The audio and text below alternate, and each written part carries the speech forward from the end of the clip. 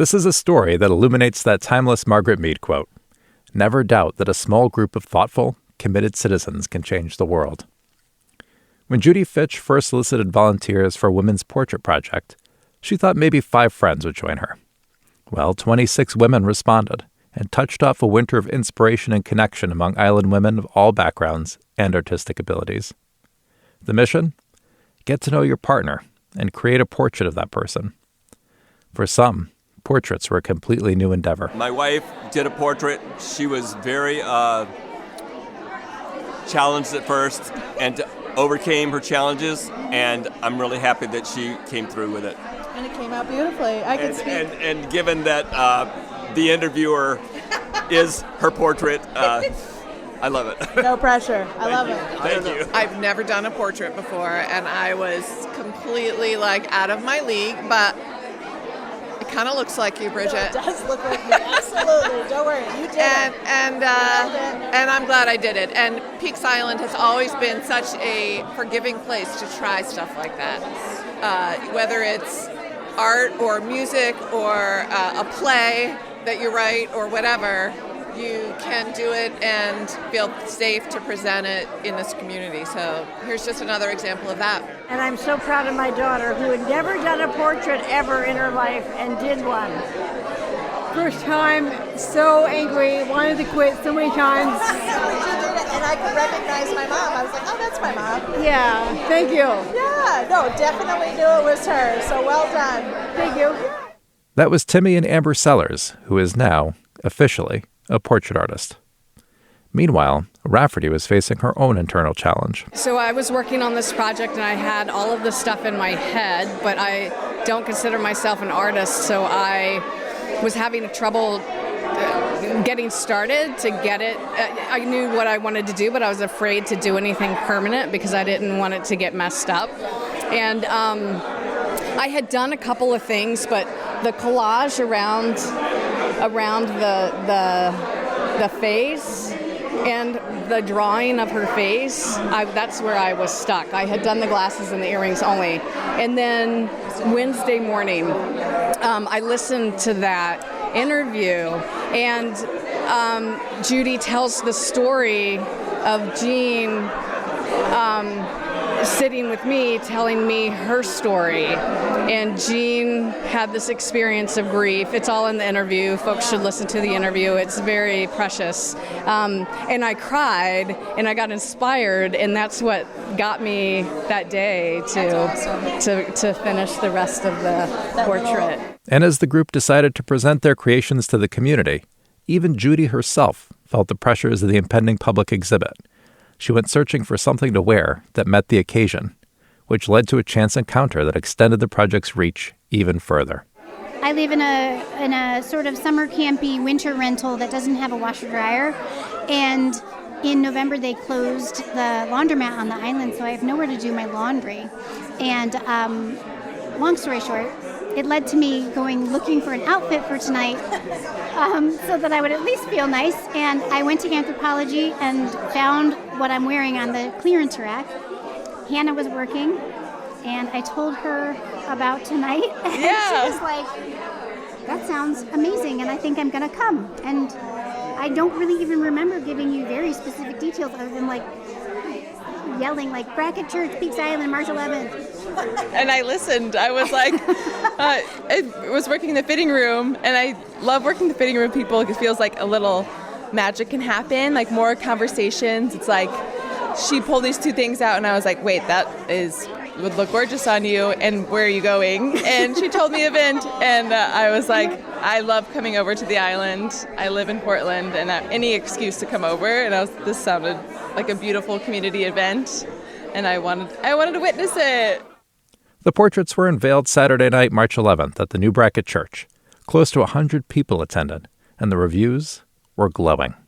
I guess I shouldn't be surprised that there would be something this delightful on the island, but when you first walked up to me, I was stunned.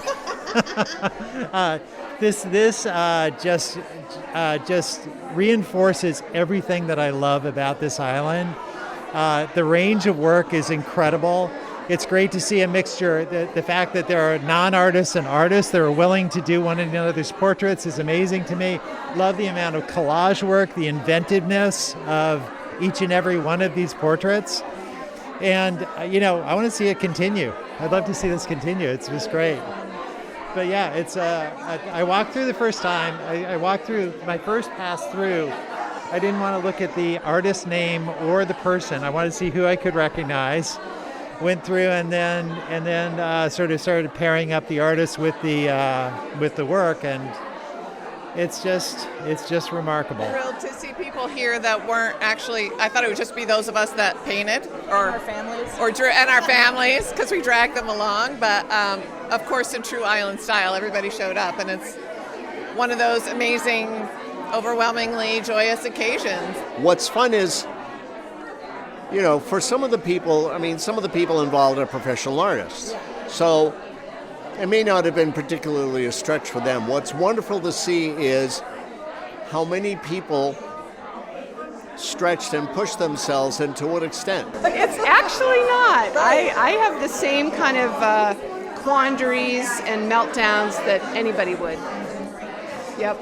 It's all about what kind of materials can you get while you're on the island. Yes. Not having to go to town, so you make do with what you have on hand. That's kind of the island way. I am so impressed with the show, the quality of the work and the inspiration from artists and non-artists. And this is a project that Judy worked so hard for and deserves so much credit for bringing something amazing to the island. I hope it becomes an annual event, or at least gets repeated in some way, and encourages more people to become involved in the arts. I think it's great. I love that, a bunch of women from the island came together and challenged themselves and each other to create this project, and look at how many people are here. I mean, it's an awesome turnout. Judy did an awesome job, and she put her total heart and soul into it, trying to get everyone together, and it turned out wonderful. So I think she should be congratulated. It's such an incredible show, and such a nice coming together of the community, and it's really surprising and wonderful. I like the experience. Yes, it's marvellous. I like a good art exhibition. It's nice to come and see everyone. I think it's an inspired project. I think one of the coolest outcomes has been the connections between people who might have seen each other on the boat, or maybe even have lived on the island and go different ways off the boat and never even laid eyes on each other, and they got to meet. And so it's really created community, and clearly filling a need in terms of the response that Judy got, and then the way everybody came out for that. So with the night coming to a close, Judy reflected on how the project had turned out for the community. It was beyond my wildest dreams. No, it really was, though. And I wish I didn't. I feel like I'm at a loss for words, but it just does feel like something about this really tapped into the magic of this community and the magic of just people's goodness. Agreed. Yeah, it was a lot of fun watching everybody talk, seeing just different sides of people in the portraits, and then how people were here tonight too. And people were I knew people would like it, but people were walking up to me in tears and just really like, this is so amazing. And so that, I mean, there's no real words for that. And the other thing, to backtrack a little bit, because I didn't say this when I talked earlier, sure, is that this is the 3-year anniversary of the pandemic. Yes. Today. Oh, wow. Oh, man. So that just feels, I don't know, there's something about that that's like, I didn't know that when I set this date. Yeah, it was March. Yeah. It was March 11th. Oh, my God. That is wild. After 3 years of a pandemic, maybe, if we're lucky, and if we'll heed their example, maybe Judy and these women can point us to a better, more connected, and more joyous new normal. For Peaks on Radio, I'm Chris Merritt. For more community stories, visit peaksislandradio.com.